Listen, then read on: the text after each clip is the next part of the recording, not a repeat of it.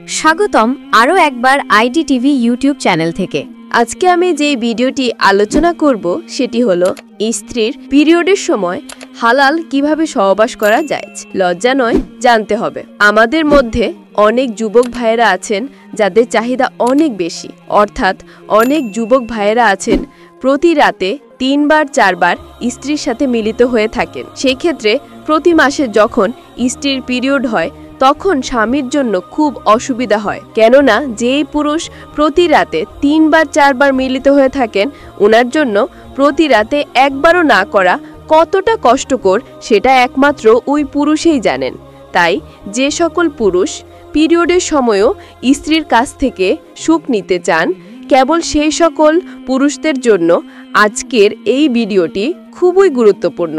আপনারা ভিডিওটি 1 সেকেন্ডও না টেনে দেখবেন। যদি টেনে দেখেন তাহলে কিছুই বুঝবেন না। আর যারা এই বিষয়ে জানতে চান না, আপনারা ভিডিওটি দেখার কোনো প্রয়োজন নেই।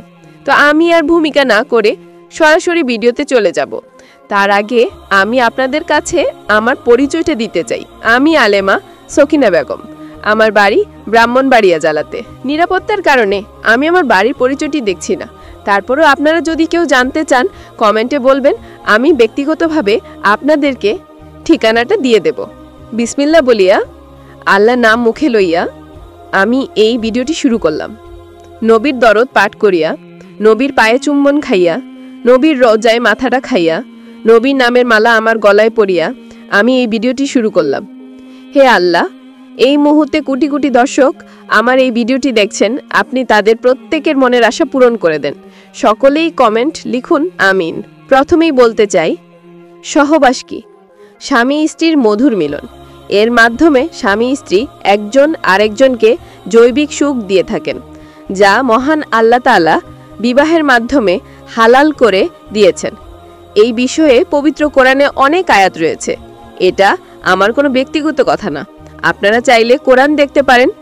আপনার ঘরে যদি কোরআন থাকে তাহলে সূরা বাকারার 223 নম্বর আয়াতে দেখবেন এবং সূরা বাকারার 222 নম্বর আয়াতে দেখবেন।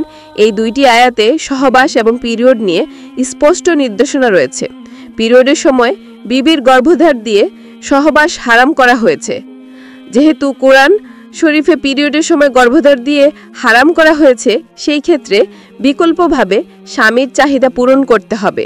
এই ক্ষেত্রে স্ত্রীকে ভূমিকা পালন করতে হবে।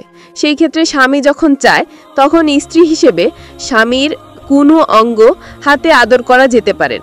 সেই ক্ষেত্রে কিছুটা অলিভ অয়েল অথবা নারিকেল তেল ব্যবহার করে ম্যাসেজ করে স্বামীর বীর্যপাত ঘটিয়ে স্বামীকে খুশি করতে পারেন, অথবা দুজনেই সুখ পেতে পারেন। আরেকটি উপায় হলো স্ত্রীর 2 পেপের ফাঁক দিয়ে কিছুটা অলিভ অয়েল অথবা নারিকেল তেল মেখে, অর্থাৎ 2 স্ত্রী স্তনে ফাঁক দিয়ে সহবাস করে স্বামীর চাহিদা পূরণ করতে পারেন। এতে করে স্বামীর চাহিদাও মিটবে, কোরআনের কথাও অমান্য করা হবে না।